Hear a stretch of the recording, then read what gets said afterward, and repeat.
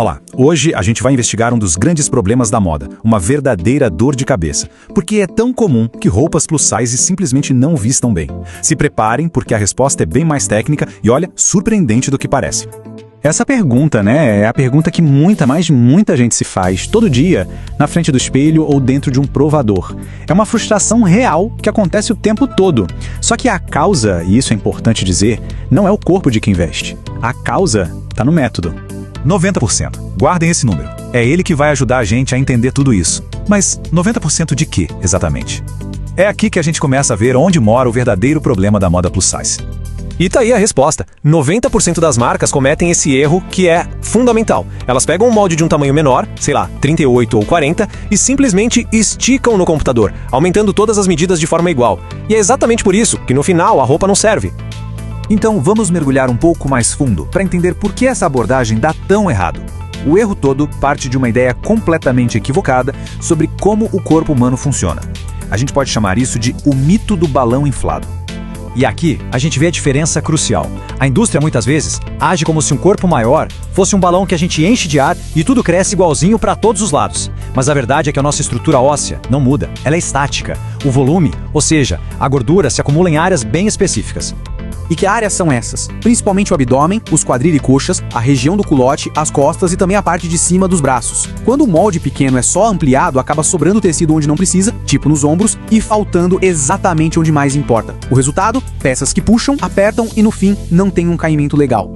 Pra gente ver isso na prática, vamos focar em 3 pontos técnicos que são um verdadeiro pesadelo para quem veste e também para quem faz roupa plus size sem o conhecimento certo. São os pontos que decidem se uma peça vai ser confortável ou uma tortura de usar. O primeiro, e talvez o mais crítico de todos, é a cava, sabe? A abertura do braço. Aquela sensação da roupa beliscando debaixo do braço ou que não deixa a gente levantar o braço direito. A culpa é toda da cava. Em corpos plus size, existe mais volume nessa região, então a cava precisa de um desenho totalmente diferente. E essa tabela ilustra isso perfeitamente. Dá uma olhada em como os ajustes não são proporcionais. Conforme os tamanhos vão aumentando, não adianta só aumentar tudo por igual. É preciso aprofundar e alargar a cava em proporções específicas. É uma outra ciência, não é uma matemática simples. O segundo ponto é o gancho da calça. Aquela calça que parece que está sempre caindo, que a gente tem que ficar puxando para cima o tempo todo. Pois é, o problema muitas vezes não é a cintura baixa, mas sim o gancho curto. Ele simplesmente não tem comprimento suficiente para acomodar o volume do abdômen e do quadril, principalmente na hora de sentar. Olha só essa tabela, que impressionante! De um tamanho 42 para um 58, o comprimento do gancho precisa aumentar mais de 6 centímetros. É muito tecido a mais em uma única medida. É algo que a simples ampliação de um molde pequeno jamais conseguiria fazer direito.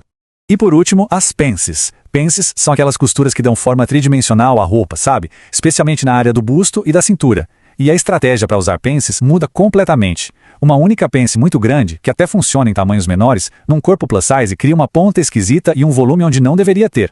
O pulo do gato aqui é o seguinte: em vez de tentar espremer todo o volume numa única pence grande, a abordagem certa é distribuir esse volume. 2 pences menores, ou então recortes bem pensados, fazem o tecido modelar as curvas do corpo de um jeito suave, criando uma silhueta harmônica em vez daquela forma pontuda. Então, fica bem claro que a questão vai muito além de um simples molde no papel ou na tela do computador. Envolve toda uma filosofia de design e entender que certas práticas simplesmente não funcionam. E isso tudo nos leva a 4 erros bem caros que muitas marcas ainda cometem. O primeiro, achar que é só fazer mais solto que dá certo, o que quase sempre resulta numa peça que parece um saco sem forma nenhuma. Outro erro clássico é a escolha do tecido. Usar tecidos pesados, rígidos, que só adicionam mais volume em vez de dar um bom caimento. O terceiro, confiar em moldes genéricos da internet sem testar em corpos reais. É um verdadeiro tiro no escuro. E talvez o mais grave de todos, ignorar o que os clientes dizem sobre onde a peça aperta ou incomoda. É fechar os olhos para a realidade do próprio produto.